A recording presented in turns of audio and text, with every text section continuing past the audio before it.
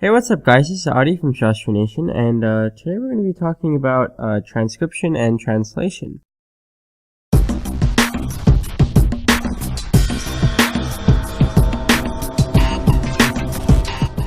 So now that you're back from the intro, let's go ahead and write that down. So transcription, no, it's too big. Alright. So, transcription.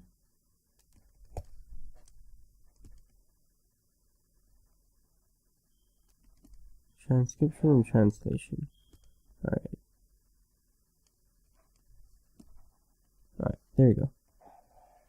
Okay, so transcription and translation. And so this is basically how proteins are made.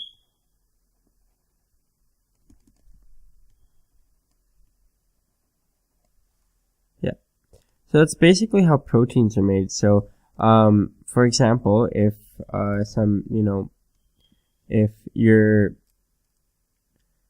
if your cell wanted to make some sort of protein, for example, a signal came in, from your immune system or something like that, and it wanted to make a protein that it needed to catalyze a reaction or something like that, this is what would happen. So basically, let's go in through the steps, and I'll explain each way, what happens and things like that, because it's a little confusing. It's not that confusing, but it's a little confusing. So let's go ahead and start out with transcription. Ooh, this looks a lot better than that. Oh well. So this is just, saying how proteins are. Just making sure you can see that. So transcription.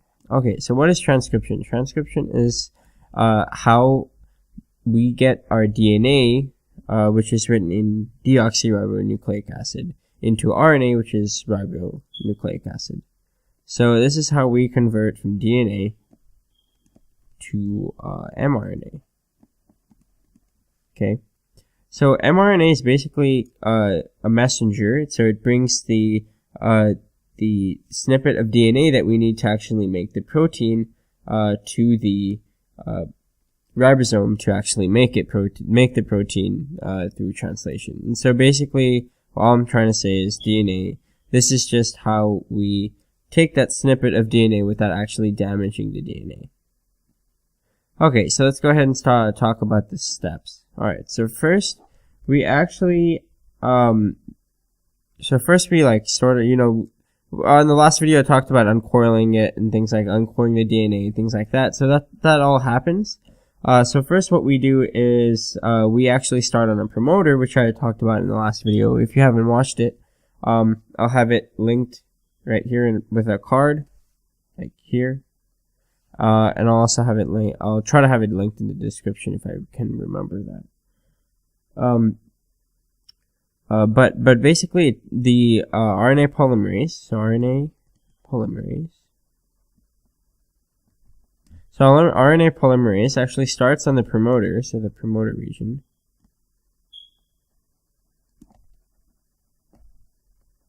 So it starts in the promoter region, and then it moves along the DNA molecule to convert from DNA to mRNA. So there's some things that are different between the mRNA and the DNA molecule, basically. And so the differences are that so A goes to T, but then T goes to U. So this would be mRNA. This would be RNA, sorry, and then this would be DNA. So T goes to U, and then G goes to C, and C goes to G. All that the same. The only difference is T goes to U, and we just have to memorize that. So let's just say that, okay, it's done its transcription and everything like that. Okay, and so it copies it. I forgot to mention, it copies it from the 3' end. So the RNA is actually copied 3 to 5. So it's made 3 to 5. And then we have some, so once that's done, it stops the process. It stops transcription.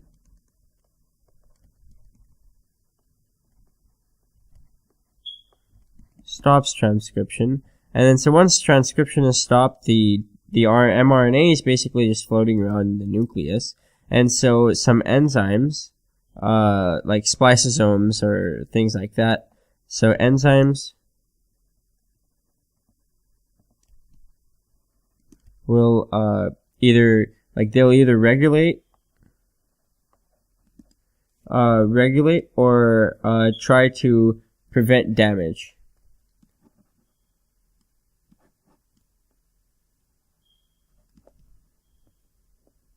Damage to the mRNA. So they'll do this by either adding a tail of A's, adenines, or things like that, and this will basically protect it, and then they can regulate it by using spliceosomes, which comes to mind. So spliceosomes. I should get a new color. So spliceosomes.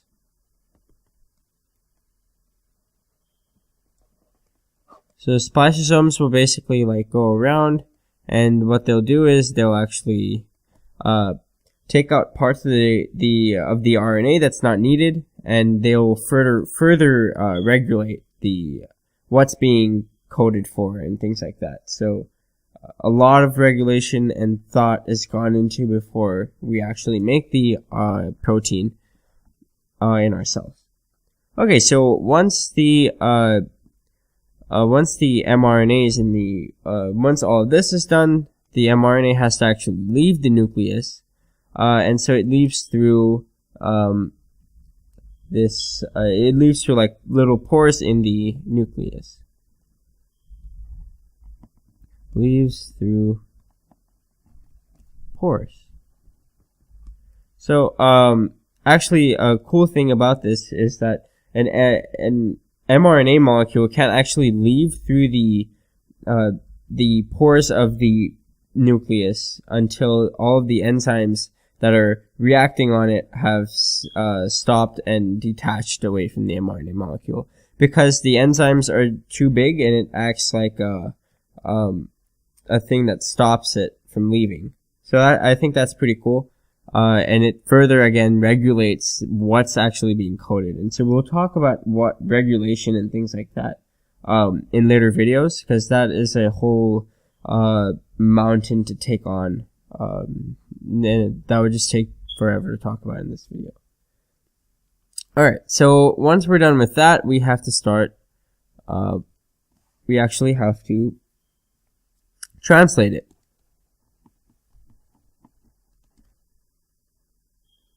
And this process is known as translation. So how I actually remember this is transcription is basically you're writing the DNA so for example, if you had a book, like a textbook, okay, you are when you're doing transcription, you're actually just writing down you're taking notes, you're taking parts of the textbook that you want, and you're putting it onto your notebook. So you can go and read it later and do things with it. And then translation is if, for example, you had a friend that can't read English and you had to translate it to his language. So in this, you would do that. So if your friend was Chinese or something like that, you would translate what you've written down in your notes into Chinese so he can understand it, or whatever language that would be. And so basically, I think you would understand where I'm coming from here, because the DNA molecule is huge, and we might only need this one protein, this gene that codes for one protein. So we're going to take that and write it down in our notes, or make a mRNA molecule in this case. And then in translation, we'll go ahead and talk about that when we actually get to it. Alright. So, first, what happens is, I think we should start with the RNA molecule, actually. What is RNA? Okay, so, sorry, the ribosome. Ribosome. I just recognized it said RNA, not ribosome. Alright, so ribosomes are basically what are used to make proteins. So they make proteins. So ribosomes make proteins. Okay, we all know that. Well, So there's basically two places where you can find ribosomes. You can find them in the rough ER. So I'll just write that RER. And you can find them by themselves in the membrane, in the cytoplasm.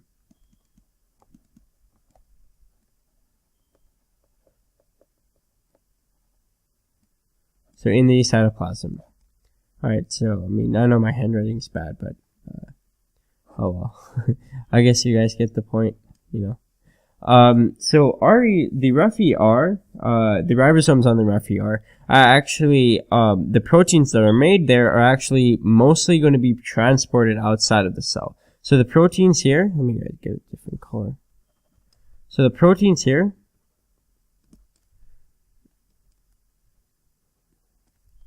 get transported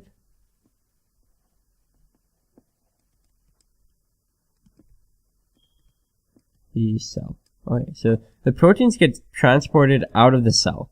Okay, and then in the cytoplasm, they're actually used for the cell's own purposes. So these are used in the cell.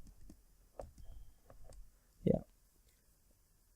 Sorry, I'm like talking really slow. It's really late at night. So bear with me. We'll get through this. Okay, so the structure of a ribosome. Alright, so we have, so actually in a structure of the ribosome, we have basically two different parts. So we have this big part, and then we have this little part. Okay, and so when the ribosome isn't active, these two parts are far apart from one another. But when it is active, it actually closes up like this, and there's a little bit of gap. Bear with me that there is a gap there. So yeah.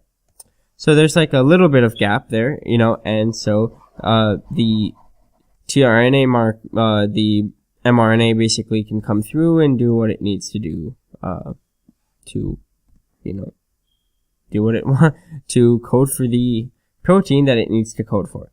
So let's go ahead and move this to the side here, and I'll go ahead and draw a better one, and we can get started on what actually happens, and I'll actually draw it out for you, because it is sort of confusing to understand. At least it was for me when I first understood it.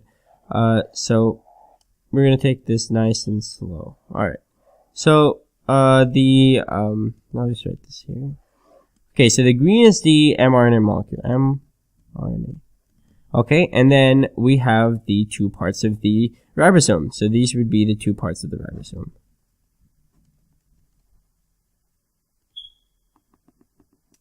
So that would be the ribosome. Alright, so here what we have, in the ribosome, we have these three parts. Oh, that is a horrible oval. Okay, so we have these three parts, and so this part would be the A part, and there's like specific names for these, I just can't remember them, and you really don't need to know those. It's pretty specific to, if your teacher has you memorize those, that's pretty difficult. I don't know. You don't need to know it. Just know that the E side is for exiting, P side is for in the middle, and we'll just talk about that, but basically A side is where it enters and things like that. Okay, so first when we start out, the mRNA molecule will actually bind to the ribosome. So first, mRNA binds to ribosome. Okay. Now, once we have that happen, one second. Okay, so once we actually have that happen, what happens is we get the first tRNA. So we get the first tRNA. So we'll have like tRNA like this, and we'll have like a little amino acid right there. Okay. Sorry for the drawing, but that's the best I can do. So we'll have the first tRNA molecule. Let me just write that in different colors so you can see it. And so the first tRNA molecule will come in, and what it will do is actually it will it'll come into the P site actually first instead of the A site, and you'll see that the rest actually comes into the A site. And so once it does come into the P site, it will bring its amino acid. So it'll enter the P site.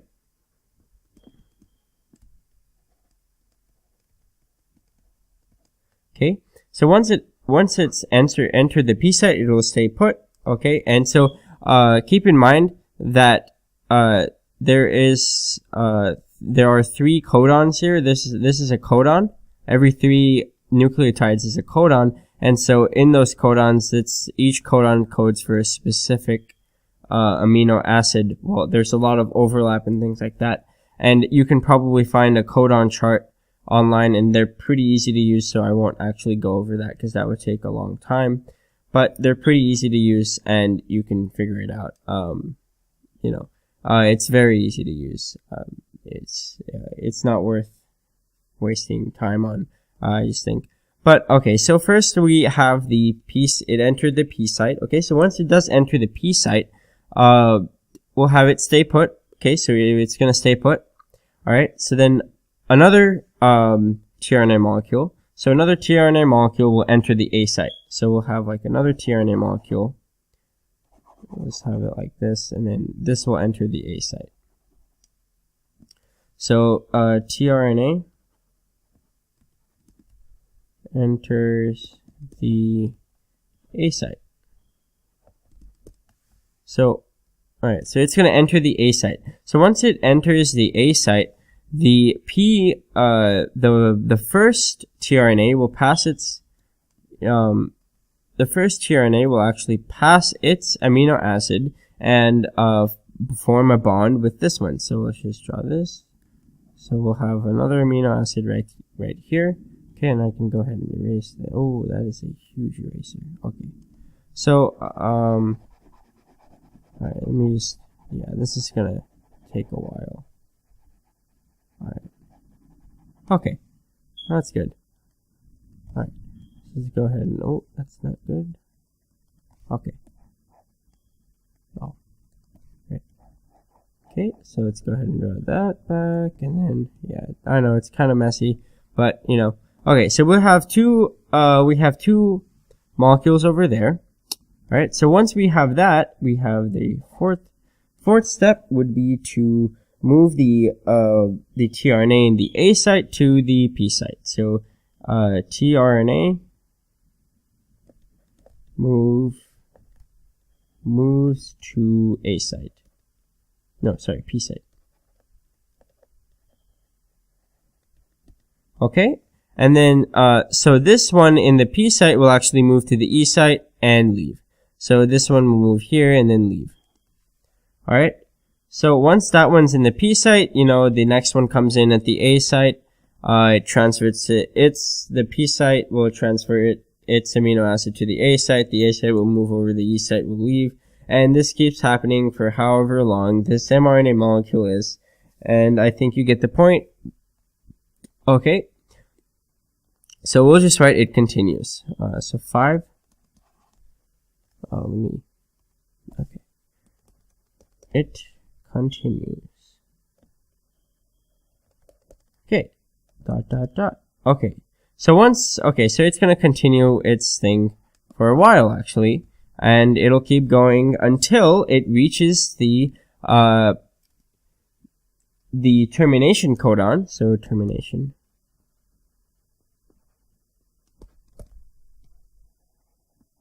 Alright, so termination codon. So basically, this could be anything, really. You would really have to just check the codon chart, and, you know, if you follow certain, I guess, nucleotides, you'll reach this termination codon, and this will actually stop the whole, the translation process, and will bind the final amino acid to the second to last amino acid, and it will actually go away, you know, unbind from the ribosome, and then the mRNA will probably be disposed of. So that's a lot to take in. So let's go ahead and do. So first the the process will stop. Okay, hence the name termination. So the process stops. Once the process stops, the amino acid, say the AA from, so I'll just say last AA bonds. Okay, and then once the last amino acid bonds, the protein is, the amino acid sequence, the polypeptide chain, is released. So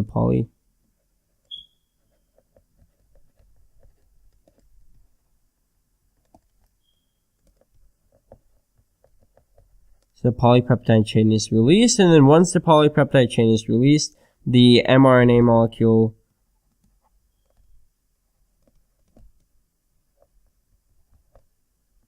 unbinds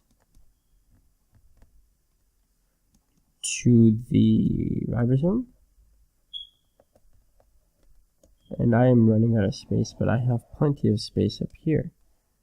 Alright, so let's go ahead and write this here. Alright, so once the mRNA molecule unbinds to it, the ribosome will actually go back to its original form.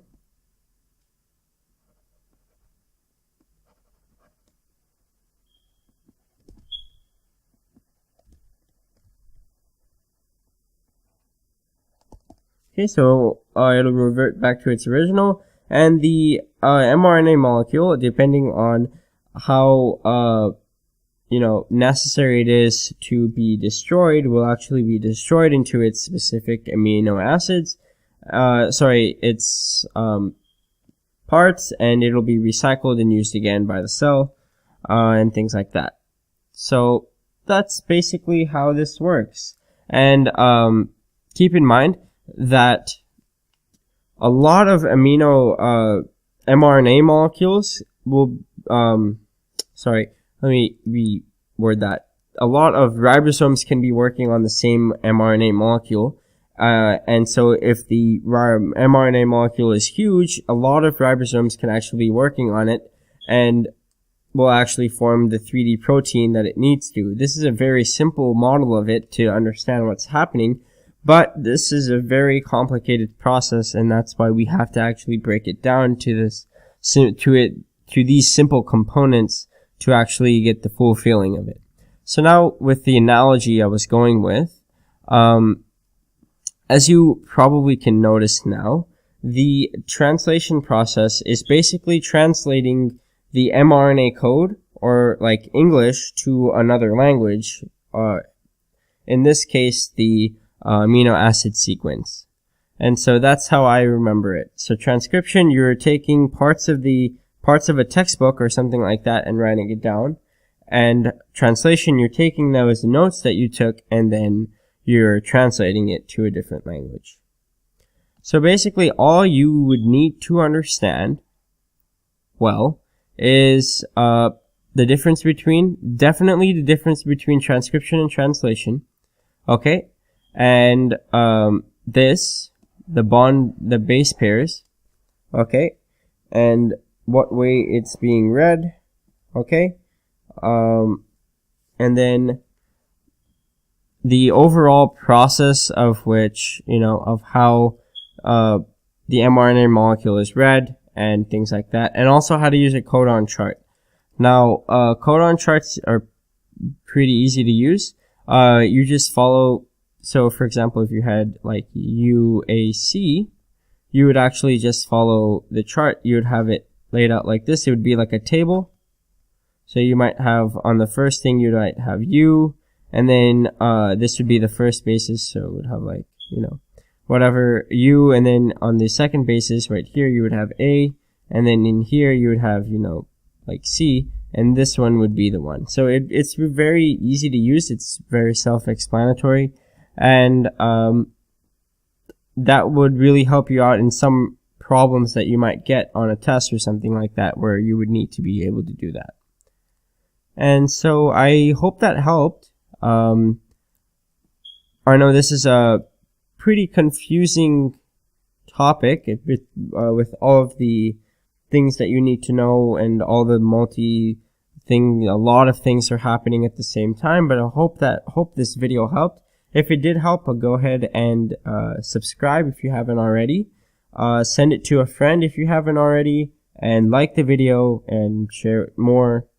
I'm trying to help out as many people as I can discover a love for science, basically, like I do. Ooh, this is not good. 1 second. Okay, so that's weird.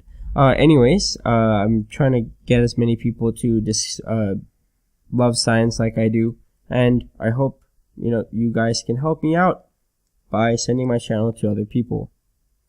Anyways, guys, I guess I'll see you guys on the next one.